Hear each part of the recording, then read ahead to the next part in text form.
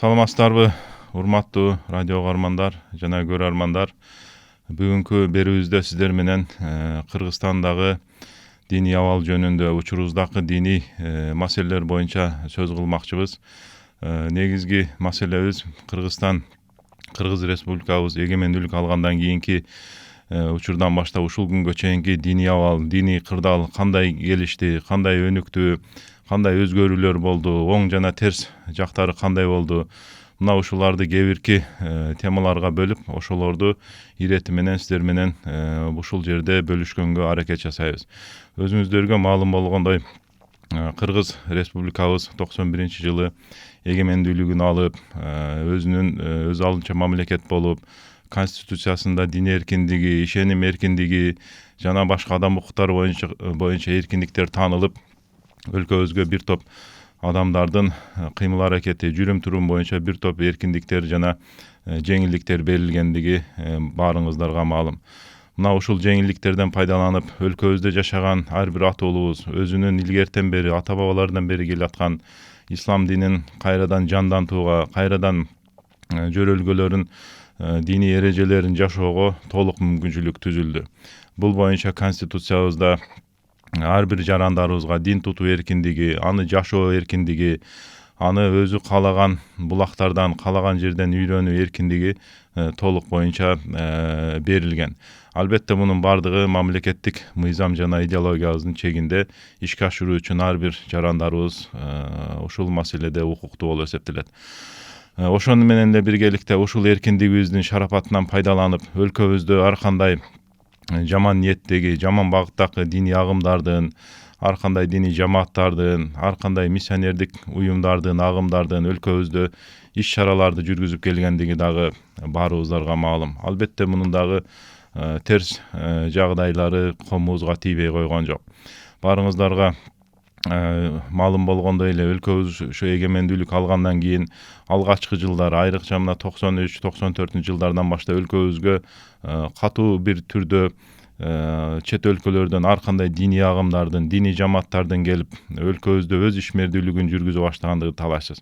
Ошол учурдагы элибиздин аң сезиминен, элибиздин аруулук аң сезиминин аруулугунан пайдаланып, ар кандай жаман ниеттеги адамдар элибизге туура эмес багыттарды көрсөтүп койгон учурлары дагы баарыбызга маалым болсо керек.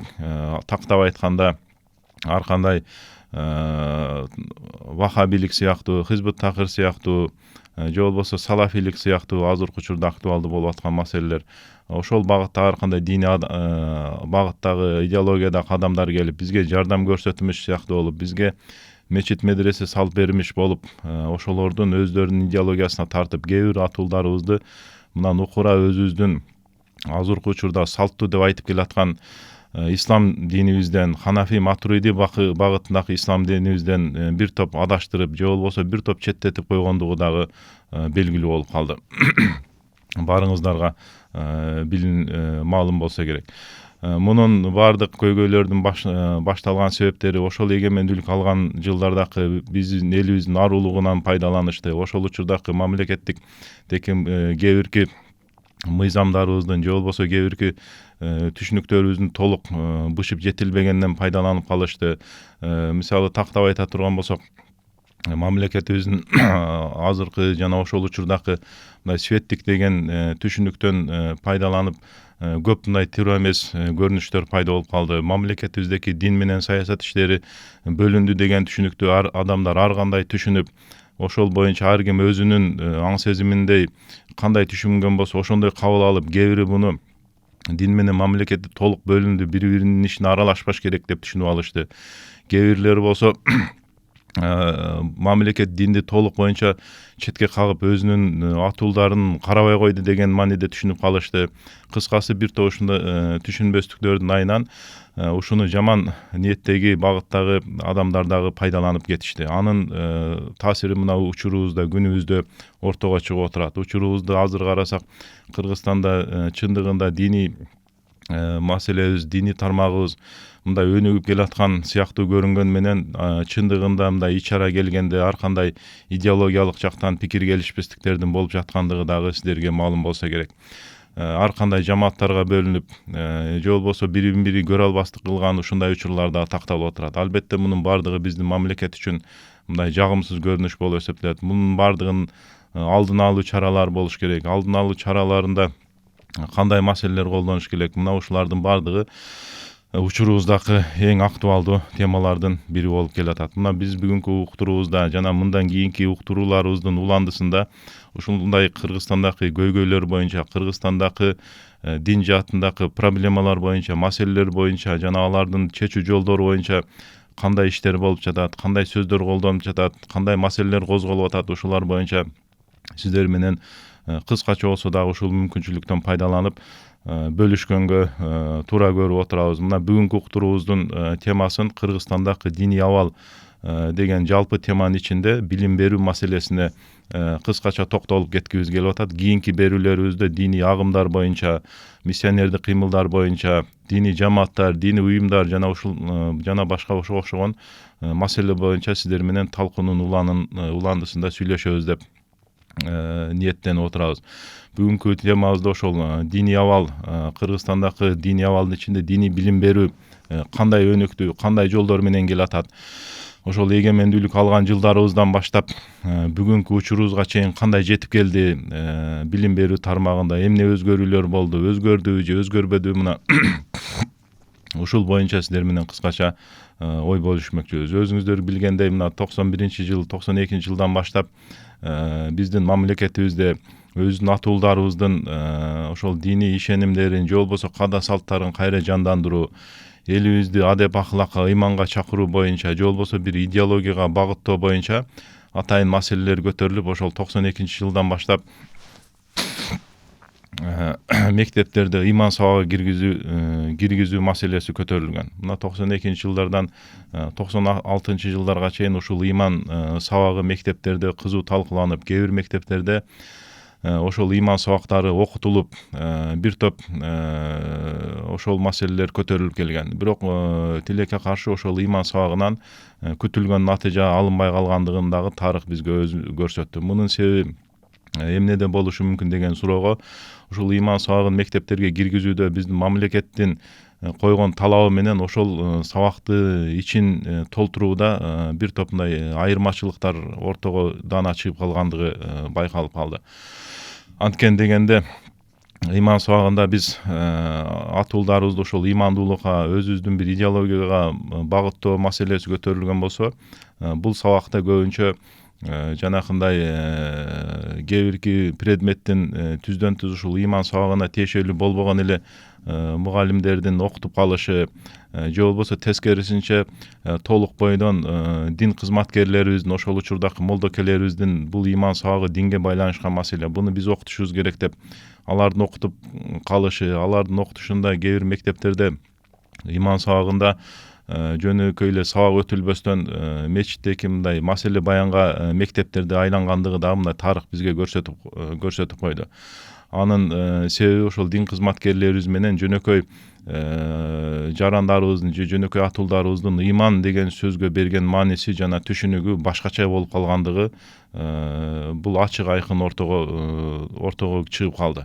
Мисалы, мамлекетибиздин же болбосо өзүбүздүн тарыхтан келаткан ыйман деген сөзүбүздүн маанисин жалпы элибиз бир адеп ахлактуулук, жүрүм туруму жагынан мыкты инсан катары түшүнгөн болсо, диний чөйрөдө ыйман дегенде бул Аллах Таалага ишенүү, пайгамбарга ишенүү, китептерге ишенүү деген мааниде түшүнүлүп, ыйман деген сөздү эки башка мааниде түшүнүп калгандыгынын себебинен ушул сабакка берилген жүктөмдөрдүн натыйжасында мындай күтүлгөн максатка жетилбей калгандыгы дагы ачык айкын ортого чыгып, бул боюнча ошол 94-95-жылы ар кандай тегерек үстөлдөр, конференциялар өткөрүлүп, ушул маселенин айланасында бир топ талаш тартыштар жүрүп келди. Натыйжада эмне болду? Натыйжада анда ыйман сабагы ошол биз күткөн натыйжаны бербей турган болсо, анда биз бул сабакты башкача кылып өзгөртүшүбүз керек, башкача мааниде колдонушубуз керек деп 96-жылдан баштап мектептерде адеп сабагы дагы окутула баштагандыгы баарыбызга белгилүү болсо керек. Мына адеп сабактары азыркы күнгө чейин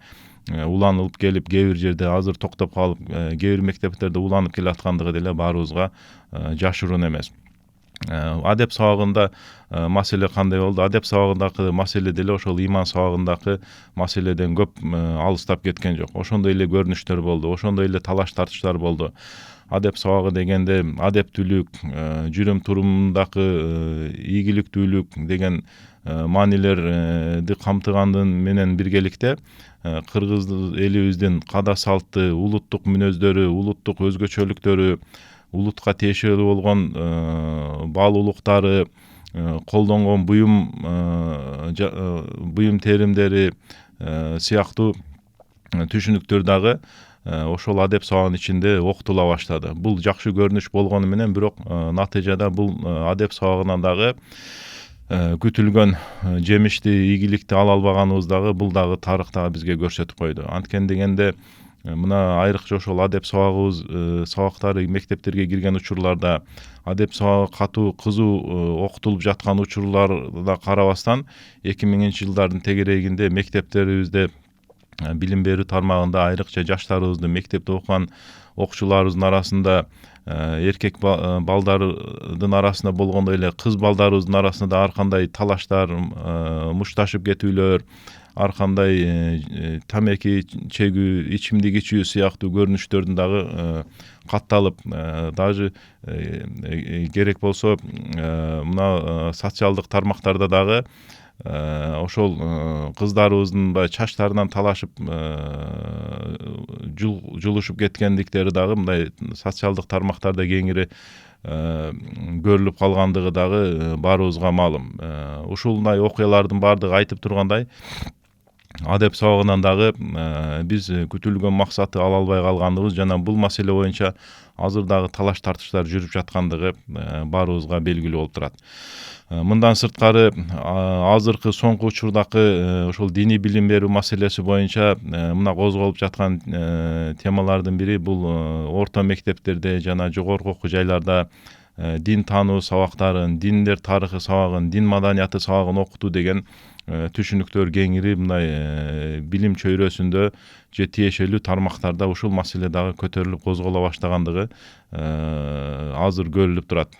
Бул дин таануу сабагынын же диндер тарыхы, дин маданияты сабагынын мектептерге киргизилиши, жогорку окуу жайларда окутулушу жеке пикиримче дагы өтө дурус болмок деген ишеничтемин. Анткени дегенде биз өзүбүздүн атуулдарыбызга, окуучуларыбызга, студенттерибизге диндер жөнүндө маалымат берсек, дүйнөдөгү диндер тууралуу алардын тарыхы, алардын ишенимдери, кайсыл элдер кайсыл динди карманат, ал диндин өзгөчөлүгү эмне, исламдын өзгөчөлүгү эмне, мына ушул маселелерди так даана өзүбүздүн окуучуларыбызга, студенттерибизге түшүндүрүп берсек, жеткирип берсек, мен жеке пикиримде азыркы Кыргызстаныбыздагы көрүлүп жаткан ар кандай диндерге бөлүнүү, жамааттарга бөлүнүү деген көрүнүштөр өзүнөн өзү жок болмок. Анткени дегенде кайсыл бир окуучу, студентибиз диндер жөнүндө так маалымат билсе,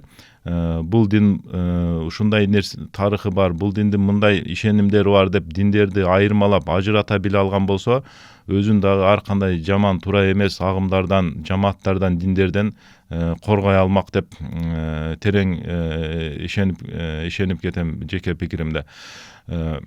Ошондой эле бизде ушул дин маданияты, дин тарыхы, дин таануу сабагы окутулсун дегенде кээ бирки мындай туура эмес түшүнүктөгү адамдарыбыздын, илим адамдарыбыздын болгондугу дагы азыркы коомубузда ушул маселенин өнүгүшүнө бир топ тоскоолдуктарды жаратып атат. Анткени дегенде бул кээ бир адамдарыбыздын түшүнүгүндө дин таануу сабактарын окутканда башкача бир түшүнүктө көз карашта карап атат. Анткени дегенде дин таануу сабагынын максаты мектепте окуган балдарыбызды же жогорку окуу жайында окуган студенттерибизди диндар кылып тарбиялоо эмес, ошол балдарга динди үйрөтүү, динди билген адис катары тарбиялоо болуп саналат. Бул маселе, бул эки нерсенин мааниси асман менен жердей айырмаланып турган нерсе. Диндар кылып тарбиялоо деген бул ар кандай фанаттык түрдөгү, фанаттык мүнөздөгү адамдардын тарбияланып калышына жол ачып коет. Ал эми динди билген, динди тааныган адам деген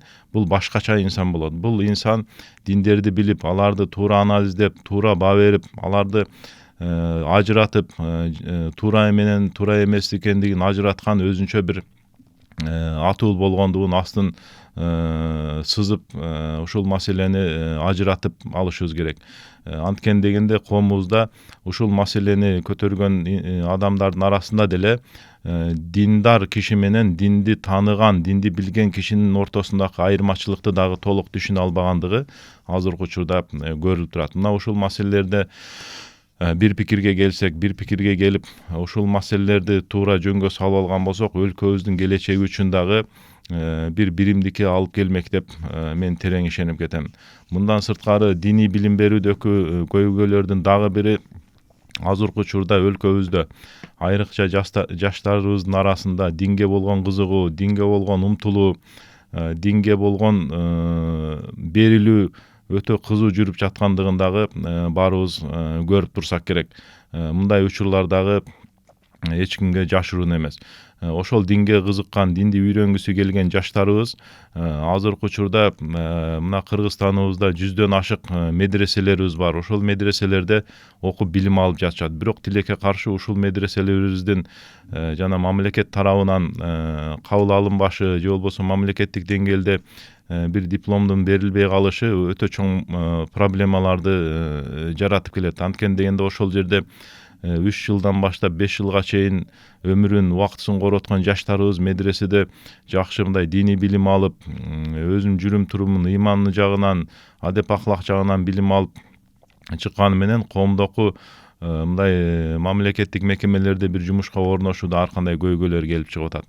Экинчиден, кээ бир медреселерибизде ушундай тескери көрүнүштөр болуп калышы мүмкүн. Ар кандай жамааттагы тардын идеологиясы ошол жамаатка тиешелүү болгон кишилердин көз карашы басымдуулук кылып калышы мүмкүн. Мына ушуларды дагы жөнгө салыш үчүн мамлекетибиз айрыкча билим берүү министрлигибиз тарабынан же болбосо ушул билим берүү тармагы тарабынан ушул медреселердин дагы жөнгө салынышы, аларды көзөмөлгө алышы албетте жакшы болмок. Анткени дегенде билим берип жаткан мекеме эмнелерди окутуп атат, кандай нерселерди үйрөтүп атат, бул нерсе келечекте Кыргызстаныбызга кандай таасирлери болушу мүмкүн, оң таасири болобу, тескери таасири болобу, мына ушуну биз мамлекеттик мекемелер же болбосо билим берүү тармагы ушул маселеге кызыктар болуш керек. Ошол билим берүү тармагы билим берилип аткан ар бир мекемени көзөмөлгө алыш керек. Алардын окуу программасын, ал жердеки окутуп аткан окутуучулардын, мугалимдердин билим деңгээлин, билим берүү жөндөмүн, педагогикалык жана психологиялык маалыматын бүт бардыгын контролго алып, көзөмөлгө алып, ошол программасынан, окуу программасынан баштап баарын көзөмөлгө алып, бир билим берүү системасын жөнгө салганда, балким ошондо гана бизде диний билим берүү маселеси, билим берүү проблемасы ошондо гана акырындык менен бара чечилмек. Анткени дегенде азыр биздин Кыргызстанда ошол 100гө жакын медреселерибиздин ичинде 10 миңден ашкан, 15 миңге жакын жаш балдарыбыз ошол жерде билим алышат. Мына ушул балдарыбыздын келечегине, ошол балдардын билимине кайдыгер карабастан ушуларды бир жөнгө салып, контролдоп, ошолордун келечектеги мындай жолун, багытын ачып көрсөтүп берүүгө мамлекетибиздин дагы салымы болсо абдан жакшы бир көрүнүш болот эле деп ишенем. Анткени дегенде бул балдар дагы биздин атуулдарыбыз, биздин жарандарыбыз, биздин келечегибиз, алардын дагы мамлекетибиздин өнүгүшүнө, өлкөбүздүн өнүгүшүнө сөзсүз түрдө келечекте салымдары болот. Ошолордун көмөктөрү болот. Мына ошон үчүн ошолорго дагы кол кабыш кылып, булардын келечегин дагы ачып беришибиз керек. Мындан сырткары жогорку окуу жайларыбызда кээ бирки теологиялык багыттагы факультеттерибиз бар. Бул факультеттерди окуган бүтүргөн бүтүрүүчүлөрүбүздүн дагы жумуш менен камсыздоо же болбосо ошол ар кандай диний тармакты жогорку билимдүү, дин таануучу адистерге, дипломдуу адистерге акырындык менен өткөрүлүп берилиши, бул дагы азыркы замандын талабы болуп эсептелет. Жыйынтыктап айта турган болсок, өлкөбүздөгү диний мааниде билим берүү маселеси кайдыгер калтырылбастан мамлекет тарабынан көзөмөлгө алынып, ошолордун окуу программалары текшерилип, ошол жердеки билим берген устаздардын, мугалимдердин билим деңгээлинен дагы педагогикалык жөндөмдөрү кандай мааниде окутулуп атат, кантип окутуп атат, эмнелерди окутуп атат, кантип үйрөтүп атат, мына ушуларды дагы менин оюмча жөнгө салуу мамлекетибиздин жалпы диний кырдаалын жөнгө салуу боюнча чоң салымын кошмок деп ишендирип кетмекмин. Буга башка өлкөлөрдөн дагы бир нече өрнөктөрдү, мисалдарды келтирсек дагы болот. Мына бизде азыр светтик деген түшүнүк менен бул түшүнүктү дагы деле биздин жарандарыбыз, айрыкча диний чөйрөдө дагы көп жарандарыбыздын ушул сөздү толук түшүнбөгөндүгү дагы бизге маалым болуп отурат. Ал эми светтик деген сөз бул дин менен мамлекеттик саясат эки башка каралганы менен мамлекет динди көзөмөлдөйт жана аны өзүнүн мамлекеттик кызыкчылыгына ылайыктап багыттайт деген мааниде дагы түшүнүшүбүз керек. Анткени дегенде ушул биз светтик деген сөздү мисал кылып алган Европа өлкөлөрүндө бардыгы эле светтик болуп айтылганы менен, светтик мамлекет болуп айтылганы менен бардыгында ар бир мамлекет өзү атуулдары, жарандары кайсыл динге ишенген болсо ошол динге багытталган диний билим берүүсү мамлекет тарабынан расмий түрдө иштелип чыгып, ошол өзүнүн атуулдарына мектептерде, жогорку окуу жайларда мажбур түрдө окутулат. Ошол эле Германияда, ошол эле Англияда, ошол эле Францияда, Голландияда, Европадагы эң алдыңкы өлкөлөрдүн баарында эле дин сабактары ошол өлкөнүн жарандарынын жалпы көпчүлүгүнүн саны эске алып, ошол сан боюнча мектептерде жана жогорку окуу жайларда дин сабактары толук боюнча ажыратылбастан, эч кандай айрым көрсөтүлбөстөн мектептерде окутулгандыгы дагы бизге маалым. Антпесе мамлекет өзүнүн жарандарынын диний билимине, диний ишенимине кайдыгер карай турган болсо, мына биздин өлкөдө кээде ушундай учурлар катталып калды. Жарандар диний билимин жогорулатыш үчүн башка өлкөлөргө барып, араб өлкөлөрүнө барып, мына Индия, Пакистанга барып, дагы башка өлкөлөргө барып диний билимин алып келип, анан натыйжада Кыргызстанга кайтып келгенде ошол кайсыл өлкөнүн таасиринде калган болсо, ошол өлкөнүн идеологиясын сүйлөп, же ошол өлкөдө алып келген ислам менен башка эки өлкөнүн ортосундагы ислам түшүнүктөрү бири бирине карама каршы келип, мындай чатыша кеткен, же болбосо талаша кеткен, же болбосо жашыруун түрдө бири бирин жактырбаган, көрө албаган ушундай түшүнүктөр азыр биздин Кыргызстанда кеңири орун алгандыгы мына эч кимге жашыруун эмес. Мына керек болсо жогорку ошол диний мекемелерибизден баштап жөнөкөй мечиттерибизге чейинки кээ бир ушундай ажырымдардын болуп аткандыгын көрүп атабыз. Мунун дагы себеби ошол диний билим берүү маселесинин алсыз экендигинен келип чыккандыгы баарыбыздарга билинип калды. Анда эмесе бүгүнкү темабызды ушу менен жыйынтыктайбыз. Буюрса кийинки берүүлөрүбүздө дагы ушул Кыргызстандагы диний көйгөйлөр боюнча, маселелер боюнча, ар кандай агымдар, жамааттар ошолордун жүргүзгөн ишмердүүлүгү боюнча сиздер менен кеңири сүйлөшүп талкууламакчыбыз. Анда эмесе саламатта калыңыздар.